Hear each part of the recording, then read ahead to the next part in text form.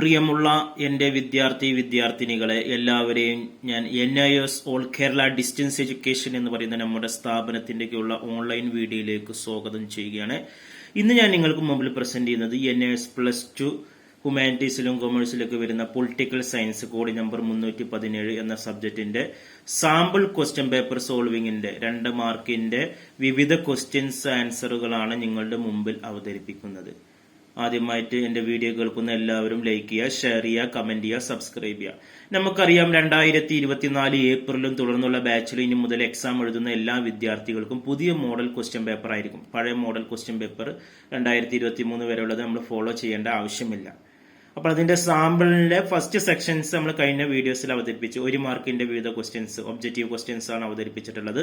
ഇന്ന് നമ്മൾ 2 മാർക്കിന്റെ അല്പം ക്വസ്റ്റ്യൻസ് നിങ്ങളുടെ മുമ്പിൽ അവതരിപ്പിക്കും. നെക്സ്റ്റ് വീഡിയോയിൽ 3 മാർക്കിന്റെയും തുടർന്ന് 5 മാർക്കിന്റെയും വീഡിയോസ് നമ്മൾ അവതരിപ്പിക്കുന്നതാണ്. 3 മണിക്കൂർ എക്സാം ആണ്. ഉച്ചക്ക് 2:30 മണി മുതൽ 5:30 മണി വരെയാണ് എക്സാം തുടങ്ങുന്നത്. ഓക്കെ, 100 മാർക്കിന്റെ എക്സാം ആണ് വരുന്നത്. അതിൽ അസൈൻമെന്റ് ഉള്ള വിദ്യാർത്ഥികൾക്ക് അതിന് 80 മാർക്കിലേക്ക് കൺവേർട്ട് ചെയ്യും. എഴുത്തു പരീക്ഷ 100 നിന്ന് 80ലേക്ക് കൺവേർട്ട് ചെയ്യും. 20 മാർക്ക് അസൈൻമെന്റ് ആണ്. 80ൽ 26 മാർക്കാണ് എഴുതി പാസ്സാകേണ്ടത്. അസൈൻമെന്റ് സബ്മിറ്റ് ചെയ്യാത്തൊരു വിദ്യാർത്ഥിക്ക് 100 മാർക്ക് തന്നെയാണ് എഴുത്തു പരീക്ഷ. അത്തരം വിദ്യാർത്ഥികൾ 33 മാർക്ക് തന്നെ എഴുതി പാസ്സാകണം. അപ്പൊ നമ്മൾ ഇന്ന് 2 മാർക്കിന്റെ ക്വസ്റ്റ്യൻസ് ആണ് ഞാൻ വായിക്കാൻ പോകുന്നത്. അതിന്റെ ആൻസറും ഞാൻ പറയുന്നതാണ്. ഡിഫൈൻ 28ാമത്തെ ക്വസ്റ്റ്യൻസ് മുതലാണ് 2 മാർക്ക് തുടങ്ങുന്നത്. 28ാമത്തെ ക്വസ്റ്റ്യൻസ് സാമ്പിൾ ക്വസ്റ്റ്യൻ പേപ്പർ കാണും. Define the meaning of liberalism. ലിബറലിസത്തിന്റെ എന്താണ് ലിബറലിസം, അല്ലെങ്കിൽ describe the Gandhi concept of Sarvodaya. ഇതിൽ ഏതെങ്കിലും ഒന്ന് ആൻസർ ചെയ്താൽ മതി. ഇത് രണ്ടും നമുക്ക് ഗൈഡിലുണ്ട്. മലയാളം മീഡിയത്തിൽ എഴുതുന്ന വിദ്യാർത്ഥികളെ ഉദ്ദേശിച്ചിട്ടാണ് ഞാൻ പറയുന്നത്. 4ാമത്തെ ചാപ്റ്ററിൽ ഗൈഡിലുണ്ട്. ലിബറലിസം എന്ന് പറയുന്നത് ഏകദേശം ഗൈഡിൽ 31ാമത്തെ പേജിൽ കാണുന്നുണ്ട്. 12ാമത്തെ ക്വസ്റ്റ്യൻസ് വരുന്നുണ്ട്. ലിബറലിസം എന്ന് പറയുന്നത് സ്വതന്ത്ര മനുഷ്യൻ എന്ന അർത്ഥമുള്ള ലിബറലിസ് എന്ന ലത്തീൻ പദത്തിൽ നിന്നാണ് ഉണ്ടായത്. ലിബറലിസം വ്യക്തിയുടെ ഏറ്റവും സ്വതന്ത്രമായ, ഏറ്റവും സമ്പൂർണമായ വികസനത്തെ അനുകൂലിക്കുന്ന ഒരു തത്വശാസ്ത്രമാണ് ലിബറലിസം. പഴയ സ്ഥാപനങ്ങളിൽ കടിച്ചു തൂങ്ങിക്കിടക്കുന്ന നിലവിലുള്ള സാമൂഹിക സാമ്പത്തിക ക്രമത്തിൽ മനുഷ്യ പുരോഗതിക്ക് ഇടംകോലിടുന്ന നിയമങ്ങളും ആചാരങ്ങളും വിശ്വാസങ്ങളും പരിഷ്കരണമെന്ന് അവർ ആഗ്രഹിക്കുന്നുണ്ട് എന്നുള്ളതാണ് പറയുന്നത്. പഴയ സ്ഥാപനങ്ങളൊക്കെ അടച്ചിട്ട് മനുഷ്യ പുരോഗതിക്ക് ഉള്ള കാര്യങ്ങൾ കൊണ്ടുവരണമെന്ന് അവർ ആഗ്രഹിക്കുന്നുണ്ടെന്നാണ്.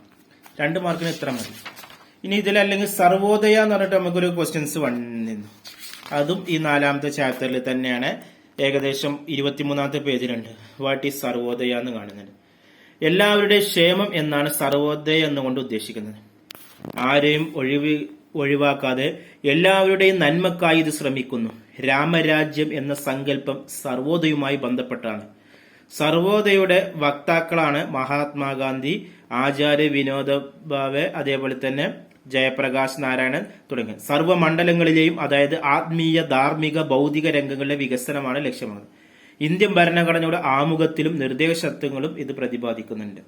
ഇത്രയാണ് വരുന്നത്. ഓക്കെ, ഇനി നമുക്ക് അടുത്ത ക്വസ്റ്റ്യൻസ് ഞാൻ വായിക്കാം. What you understand by federal system of government. എന്താണ് ഫെഡറൽ സിസ്റ്റം ഓഫ് ഗവൺമെന്റ് എന്ന് പറയുന്നത്? നമുക്ക് ഗൈഡിൽ ഏകദേശം 8ാമത്തെ ചാപ്റ്ററിൽ അത് കാണിക്കുന്നുണ്ട്. ഫെഡറൽ സിസ്റ്റം ഓഫ് ഗവൺമെന്റിന്റെ എന്താണ് ഫെഡറലിസം എന്ന് പറയുന്നുണ്ട്. ഗൈഡിൽ 63ാമത്തെ പേജിൽ പറയുന്നുണ്ട്, രാഷ്ട്രത്തിന്റെ അധികാരം കേന്ദ്രത്തിനും സംസ്ഥാനത്തിനും ഇടയിൽ വിഭജിക്കുന്ന ഭരണ സംവിധാനമാണ് ഫെഡറലിസം. ഒരു രാഷ്ട്രത്തിന്റെ മുഴുവൻ അധികാരങ്ങളും കേന്ദ്ര സർക്കാരിലാണ് കേന്ദ്രീകരിച്ചിരുന്നെങ്കിൽ അത്തരം ഭരണ വ്യവസ്ഥയാണ് എന്താ പറയുക, ഏകായത്ത സർക്കാർ എന്ന് വിളിക്കുന്നത്. ഒരു ഫെഡറൽ സംവിധാനത്തിൽ രാഷ്ട്രത്തിന്റെ അധികാരങ്ങൾ കേന്ദ്രവും സംസ്ഥാനങ്ങളുമായി പങ്കിടുന്നു. ഉദാഹരണം, അമേരിക്ക ഒരു ഫെഡറൽ സംവിധാനത്തിലും ചൈന ഒരു യൂണിറ്ററി സംവിധാനം. ഫെഡറൽ സംവിധാനത്തിൽ അമേരിക്ക ഉദാഹരണമായിട്ട് നമുക്ക് എഴുതാവുന്നതാണ്. ഇനി അടുത്ത ക്വസ്റ്റ്യൻസ് ആണ്. State the definition of sustainable development. സുസ്ഥിര വികസനം എന്നാൽ എന്തെന്നുള്ളതാണ്. ഓക്കെ, അത് ഞാൻ ഗൈഡിൽ നോക്കി അല്ലാതെ തന്നെ പറയാണ്. സുസ്ഥിര വികസനം എന്ന് പറയുന്നത് ഒരു രാജ്യം വിഭവങ്ങൾ കൊണ്ട് വികസിക്കുകയാണ്. വിഭവങ്ങൾ ചൂഷണം ചെയ്യുന്നതിൽ നിന്നും, അതേപോലെ തന്നെ മാനുഷിക വികസനമാണ് അവിടെ ഉദ്ദേശിക്കുന്നത്. പരിസ്ഥിതി ചൂഷണത്തിൽ നിന്നൊക്കെ നല്ല വികസനം നേടുകയാണ്. വിഭവങ്ങളൊക്കെ ചൂഷണം ചെയ്യാന്നാണ്, മരങ്ങളൊക്കെ വെട്ടിക്കൊണ്ടിരിച്ചില്ലെങ്കിൽ വനനശീകരണവും, അതുപോലെ മണ്ണ് നശിപ്പിക്കലും ഇതൊക്കെ അതിൽ വരുന്നുണ്ട്. അതിൽ നിന്ന് ചൂഷണം ചെയ്യുക. അതേപോലെ പരിസ്ഥിതി വിനാശകരം വരികയാണ്, പരിസ്ഥിതിക്ക് കോട്ടം തട്ടുന്ന പ്രവർത്തനങ്ങൾ അവിടെ നടത്തുന്നുണ്ടെങ്കിൽ അതിൽ നിന്നെല്ലാം മോചനം ചെയ്യുന്ന ഒരു വികസനമാണെന്ന് പറയുന്നത് സസ്റ്റൈനബിൾ ഡെവലപ്മെന്റ്. വിഭവങ്ങളിൽ നിന്നും പരിസ്ഥിതി ചൂഷണങ്ങളിൽ നിന്നും മോചനം ലഭിക്കുന്ന ഒരു വികസനമാണ് സസ്റ്റൈനബിൾ, സുസ്ഥിര വികസനം എന്ന് പറയുന്നത്. ഇനി അടുത്ത ചോദ്യം 31. Outline to condition when emergency proclaimed in the country. 2 സാഹചര്യങ്ങൾ, അടിയന്തരാവസ്ഥ പ്രഖ്യാപിക്കാനുള്ള 2 സാഹചര്യങ്ങൾ ഏതൊക്കെയെന്നുള്ളതാണ് അടുത്ത ചോദ്യമായിട്ട് വരുന്നത്. അതുമായി ബന്ധപ്പെട്ട ചാപ്റ്റർ 9ാമത്തെ ചാപ്റ്ററിലുണ്ട് അടിയന്തരാവസ്ഥ. എമർജൻസി പ്രൊവിഷൻസിൽ പറയുന്നത് ഇന്ത്യൻ ഭരണഘടന പലതരത്തിലുള്ള അടിയന്തരാവസ്ഥകൾ വിഭാവനം ചെയ്യുന്നുണ്ട്. ദേശീയ അടിയന്തരാവസ്ഥ ഉണ്ട്, ആഭ്യന്തര അടിയന്തരാവസ്ഥ ഉണ്ട്, സംസ്ഥാനങ്ങളിലുള്ള അടിയന്തരാവസ്ഥ ഉണ്ട്, പലതരത്തിലുള്ള അടിയന്തരാവസ്ഥ ഉണ്ട്. അപ്പൊ രാജ്യത്ത് അടിയന്തരാവസ്ഥ പ്രഖ്യാപിക്കാനുള്ള പല കാരണങ്ങളുണ്ട് അല്ലെ. അതിന്റെ കാരണങ്ങളൊക്കെ ഇതിൽ പറയുന്നുണ്ട്. യുദ്ധം വരുന്നുണ്ട്, വിദേശാക്രമണം വരുന്നുണ്ട്, ആഭ്യന്തര സായുധ കലാപങ്ങളുണ്ട്. ഇങ്ങനെയൊക്കെ ആകുമ്പോൾ രാജ്യം കുറച്ചു കാലത്തേക്ക് നിശ്ചലാവസ്ഥ, എല്ലാ പ്രവർത്തനങ്ങളും എല്ലാ മേഖലകളും, കാർഷിക വ്യവസായ ബിസിനസ് മേഖലകളെല്ലാം സ്തംഭനമാകുകയാണ്. അന്ന് ഇപ്പോൾ തെരഞ്ഞെടുപ്പ് നടക്കുന്നില്ല, ഗവൺമെന്റ് അധികാരത്തിൽ വരുന്നില്ല, ഇങ്ങനെയുള്ള ഒരു സാഹചര്യമാണ്. ഓക്കെ, എല്ലാം നിശ്ചലമാകുന്ന ഒരു അവസ്ഥയാണ് അടിയന്തരാവസ്ഥ. അത് അതിന് പല കാരണങ്ങളുണ്ട്. യുദ്ധം സംഭവിച്ചതിന് ശേഷം അവിടെ പട്ടിണി വരികയാണ്, ദാരിദ്ര്യം വരികയാണ്, വ്യവസായ മേഖലകളിലെ തകർച്ച വരികയാണ്, തൊഴിലില്ലായ്മ വരികയാണ്. ഇതൊക്കെയാണ് നമ്മൾ അടിയന്തരാവസ്ഥ ഉണ്ടാകാനുള്ള കാരണങ്ങൾ. 2 മാർക്കിന് അത് മതി. ഇനി അതേപോലെ തന്നെ വേറെ ചോദ്യത്തിൽ വരുന്നുണ്ട്, explain any 2 effect of national emergency. 31 2ാമത്തെ ക്വസ്റ്റ്യൻ കണ്ടോ, എക്സ്പ്ലെയിൻ ടു, അതായത് ദേശീയ പൊതു അടിയന്തരാവസ്ഥയുടെ ഫലങ്ങൾ എന്തെല്ലാം. ഇത് 9ാമത്തെ ചാപ്റ്ററിൽ 70ാമത്തെ പേജിൽ കാണുന്നുണ്ട്. ദേശീയ അടിയന്തരാവസ്ഥ പ്രഖ്യാപനത്തോടെ ഇന്ത്യയുടെ ഫെഡറൽ സംവിധാനം ഒരു ഏകായത്ത സംവിധാനമായി മാറും. അടിയന്തരാവസ്ഥ വേളയിൽ എക്സിക്യൂട്ടീവ് അധികാരം എങ്ങനെ വിനിയോഗിക്കണം എന്നതിനെക്കുറിച്ച് സംസ്ഥാനങ്ങൾക്ക് നിർദ്ദേശം നൽകുന്നതിനുള്ള അധികാരം കേന്ദ്ര സർക്കാരിനുണ്ടായിരിക്കും. ഏത് വിഷയത്തെക്കുറിച്ചും നിയമനിർമ്മാണം നടത്തുന്നതിനും സംസ്ഥാന പട്ടികയിൽപ്പെട്ട വിഷയങ്ങൾക്ക് ഏത് വിഷയത്തിന്മേലും നിയമം നിർമ്മിക്കാനും നികുതി ചുമത്താനുമുള്ള അധികാരം പാർലമെന്റിനായിരിക്കും. എല്ലാ സംസ്ഥാനങ്ങളെയും വിദേശാക്രമണത്തിൽ നിന്നും ആഭ്യന്തര കുഴപ്പങ്ങളിൽ നിന്നും സംരക്ഷിക്കേണ്ടതും സംസ്ഥാന ഗവൺമെന്റ് ഭരണഘടനാശ്രിതമാണ് പ്രവർത്തിക്കുന്നത് ഉറപ്പുവരുത്തേണ്ടതും കേന്ദ്ര സർക്കാരിന്റെ കടമയാണെന്ന് ഭരണഘടന പറയുന്നുണ്ട്. ഇങ്ങനെ പറയുന്നുണ്ട്. അപ്പൊ 2 മാർക്കിന് ഏകദേശം ഇത്ര മതി. ഓക്കെ, ഇനി അടുത്തത് എക്സ്പ്ലെയിൻ. 32ാമത്തെ ചോദ്യം കണ്ടോ, explain to eligibility condition appointment. Rajya Sabha member, ഒരു രാജ്യസഭ മെമ്പറെ അപ്പോയിന്റ്മെന്റ് ചെയ്യാനുള്ള എലിജിബിലിറ്റി കണ്ടീഷൻസ് ഏതൊക്കെയാണ് എന്നാണ് പറയുന്നത്. ഒരു രാജ്യസഭ മെമ്പറെ അപ്പോയിന്റ് ചെയ്യുക എന്നുള്ളത്. ഓക്കെ, അത് നമുക്ക് ഏകദേശം ഇന്ത്യൻ പാർലമെന്റുമായി ബന്ധപ്പെട്ട ചാപ്റ്ററിൽ വരുന്നുണ്ട്. ഏകദേശം 84ാമത്തെ പേജിൽ വരുന്നുണ്ട്. ഒരു രാജ്യസഭ മെമ്പർ ആകാനുള്ള ക്വാളിഫിക്കേഷന് ഏതൊക്കെയാണ്? ഇന്ത്യൻ പൗരനായിരിക്കണം, 30 വയസ്സിൽ കുറയാതിരിക്കണം. പിന്നെയും വരുന്നുണ്ട്, നമുക്ക് 2 എഴുതിയാൽ മതി, 2 മാർക്കാണ്. അല്ലെങ്കിൽ explain the eligibility condition appointment Lok Sabha member. Lok Sabha member എന്ന് പറയുമ്പോൾ അതും തന്നെ ഇതേ കണ്ടീഷൻ, ഇന്ത്യൻ പൗരനായിരിക്കണം. അവിടെ 30 വയസ്സ് എന്നുള്ളത് 25 വയസ്സാണ് വരുന്നത്. 25 വയസ്സിൽ കുറയാതാകണം. പിന്നെ ക്വാളിഫിക്കേഷൻ വേണം, മറ്റ് ക്രിമിനൽ കുറ്റങ്ങളിലൊന്നും പെടാത്ത ആളാകണം. 2 പോയിന്റ് എഴുതിയാൽ മതി. ഇനി 33ാമത്തെ തന്നെ elaborate to adjudication area of the supreme കോർട്ടാണ്. ഓക്കെ, അത് ഏകദേശം നമുക്ക് 95ാമത്തെ പേജിൽ ഗൈഡിൽ പറയുന്നുണ്ട്. സുപ്രീം കോടതിയുടെ അധികാരങ്ങൾ 2 രീതിയിലുണ്ട്. തനത് അധികാരങ്ങളുണ്ട്, അതേപോലെ തന്നെ അപ്പീൽ അധികാരം. 2 മാർക്കാണ്. തനത് അധികാരം എന്ന് പറഞ്ഞാൽ കേന്ദ്ര സർക്കാരും ഒന്നോ അതിലധികമോ സംസ്ഥാനങ്ങളും തമ്മിലുള്ള തർക്കങ്ങളിൽ ഇടപെടുന്നതാണ് ഈ തനത് അധികാരം വരുന്നത്. അല്ലെങ്കിൽ പ്രസിഡന്റോ വൈസ് പ്രസിഡന്റുമായ തെരഞ്ഞെടുപ്പ് സംബന്ധമായ തർക്കങ്ങൾ, സംസ്ഥാനങ്ങൾ തമ്മിലുള്ള തർക്കങ്ങൾ, ഇതൊക്കെയാണ് തനത് അധികാരത്തിൽ വരുന്നത്. 1 മാർക്കിന് അത് എഴുതുക. 2ാമത്തെ അധികാരമാണ് അപ്പീൽ അധികാരം എന്ന് പറയുന്നത്. ഇന്ത്യയിലെ ഏറ്റവും ഉയർന്ന അപ്പീൽ കോടതിയാണ് സുപ്രീം കോടതി. അപ്പീൽ അധികാരം 3 രീതിയിലുണ്ട്. അത് വിവരിക്കേണ്ട പോയിന്റ് ആക്കി എഴുതി മതി. ഭരണഘടനാപരമായ തർക്കങ്ങളുണ്ട്, അതേപോലെ തന്നെ സിവിൽ തർക്കങ്ങളുണ്ട്, ക്രിമിനൽ തർക്കങ്ങളുണ്ട്, ഇങ്ങനെ ഉപദേശ അധികാരങ്ങൾ, ഇതൊക്കെ അതിൽ വരുന്നുണ്ട്. സ്വന്തം വിധി പ്രഖ്യാപനം. 2 മാർക്കായതുകൊണ്ട് അത്ര മതി. ഓക്കെ, ഇനി അടുത്ത ക്വസ്റ്റ്യൻസ് ആണ്. വൈ സുപ്രീം കോടതി is called protector of fundamental. Supreme കോടതി എന്ന് പറയുന്നത് മൗലികാവകാശങ്ങൾ സംരക്ഷിക്കുന്നുണ്ട്. അതിന്റെ കാരണം എന്താണ് എന്നുള്ളതാണ് ചോദിക്കുന്നത്. മൗലികാവകാശങ്ങൾക്ക് സംരക്ഷണം, അത് ഏകദേശം ഈ ഭാഗങ്ങളിലൊക്കെ പറയുന്നുണ്ട്. 12ാമത്തെ ചാപ്റ്ററിൽ 4ാമത്തെ ക്വസ്റ്റ്യൻസിൽ പറയുന്നുണ്ട് ഭരണഘടനാപരമായും നിയമപരമായിട്ടുള്ള അവകാശങ്ങൾ സംരക്ഷിക്കുന്നതിനുള്ള സാധാരണ ജനങ്ങൾക്കുള്ള ഒരു ബാധ്യതയാണ് ജനതാൽപര്യ വ്യവഹാരം. പൊതു താൽപര്യങ്ങൾക്കുള്ള ഏതൊരു വ്യക്തിക്കും മറ്റുള്ളവരുടെ അവകാശങ്ങൾ പുനഃസ്ഥാപിച്ചു കിട്ടുന്നതിനും പൊതു പ്രശ്നങ്ങൾ പരിഹരിക്കുന്നതിനും വേണ്ടി കോടതിയെ സമീപിക്കുന്നതാണ്. ഇതിന് ഇന്ത്യയിലെ നീതിന്യായ സംവിധാനം വളരെ സഹായിക്കുന്നു.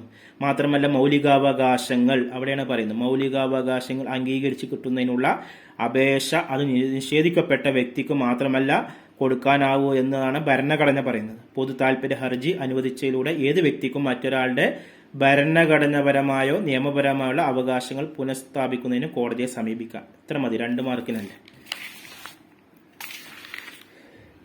ഇനി അടുത്ത ചോദ്യമാണ്,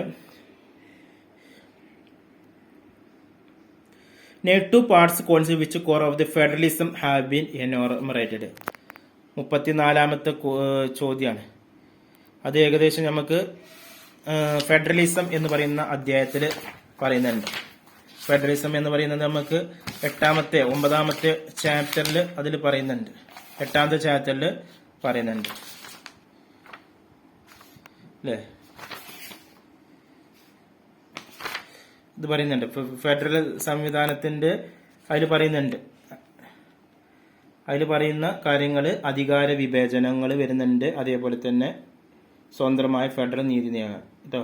ഇന്ത്യൻ ഭരണഘടനയുടെ ഫെഡറൽ സവിശേഷതകളാണ് ഇതിൽ എഴുതേണ്ടത്. ഓക്കെ, ഇനി അടുത്ത ചോദ്യമാണ്, identify the effect after imposition president rule അല്ലെ. പ്രസിഡന്റ് റൂളുമായി ബന്ധപ്പെട്ട അദ്ദേഹത്തെ നിയമിച്ചു കഴിഞ്ഞാൽ എന്തൊക്കെയായിരിക്കും അവിടെ നടക്കുന്നത് എന്നുള്ള കാര്യങ്ങളൊന്ന് 2 മാർക്കിനാക്കി എഴുതേണ്ടതാണ്. പ്രസിഡന്റുമായി ബന്ധപ്പെട്ട ചാപ്റ്ററിലുണ്ട് അല്ലേ. പ്രസിഡന്റിന് ഭരണപരമായിട്ടുള്ള ചുമതലകളുണ്ട് പ്രസിഡന്റിനെ നിയമിച്ചു കഴിഞ്ഞാൽ. അതേപോലെ തന്നെ നയതന്ത്രപരമായ അധികാരങ്ങളുണ്ട്, ധനപരമായ അധികാരങ്ങളുണ്ട്, ലെജിസ്ലേറ്റീവ് ആയിട്ടുള്ള അധികാരങ്ങൾ. ഇതിൽ 2 മാർക്കിനാക്കി എഴുതിയാൽ മതി. ഓക്കെ, ഇനി അടുത്തത് 36ാമത്തെ ചോദ്യമാണ്.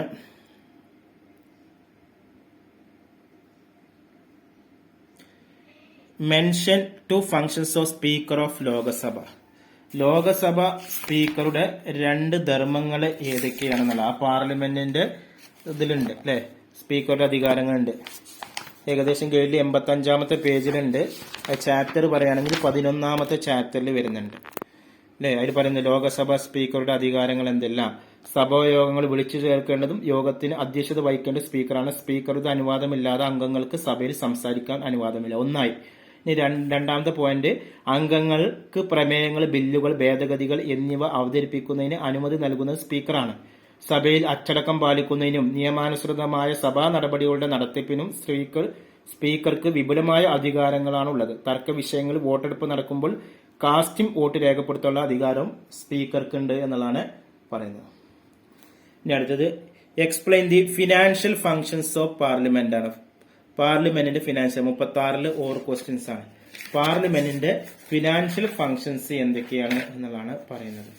ധനപരമായിട്ടുള്ള അധികാരങ്ങൾ എന്ന് പറഞ്ഞാൽ ബില്ലധികാരങ്ങളാണ്. 2 തരത്തിലുള്ള ബില്ലുകളാണ് പാർലമെന്റ്. സാധാരണ ബില്ലും ധനബില്ലുമാണ്. പൊതുവായ ഏത് പ്രശ്നത്തെയും ഗവൺമെന്റ് ശ്രദ്ധയിൽ കൊണ്ടുവരുന്നതിനും ബില്ലുകൾ അവതരിപ്പിക്കാൻ പാർലമെന്റ് അംഗങ്ങൾക്ക് അവകാശമുണ്ട്. ഇങ്ങനെ അവതരിപ്പിക്കുന്ന ബില്ലുകളാണ് സാധാരണ ബില്ല്. ധനബില്ല് എന്ന് പറയുമ്പോൾ ഗവൺമെന്റിന്റെ സാമ്പത്തിക വരുമാനം, കടം, ടാക്സ് തുടങ്ങിയ സാമ്പത്തിക വിഷയങ്ങൾക്ക് വേണ്ടി അവതരിപ്പിക്കുന്ന ബില്ലിനെയാണ് ധനബില്ല്. 2 മാർക്കിന് അത് മതി. ഓക്കെ,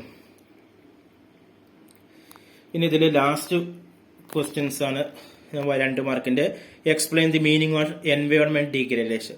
പരിസ്ഥിതി വിനാശകരണം എന്ന്. പരിസ്ഥിതി വിനാശകരണം എന്ന് പറഞ്ഞാൽ പരിസ്ഥിതിക്ക് കോട്ടം തീർത്തുന്ന രീതിയിൽ പരിസ്ഥിതിയെ മലിനമാക്കുന്ന രീതിയാണ് അല്ലെ. മരങ്ങൾ മുറിച്ചിട്ടും അതേപോലെ തന്നെ മണ്ണെടുത്തിട്ടും പുഴകളിൽ നിന്ന് മണലെടുത്തിട്ടും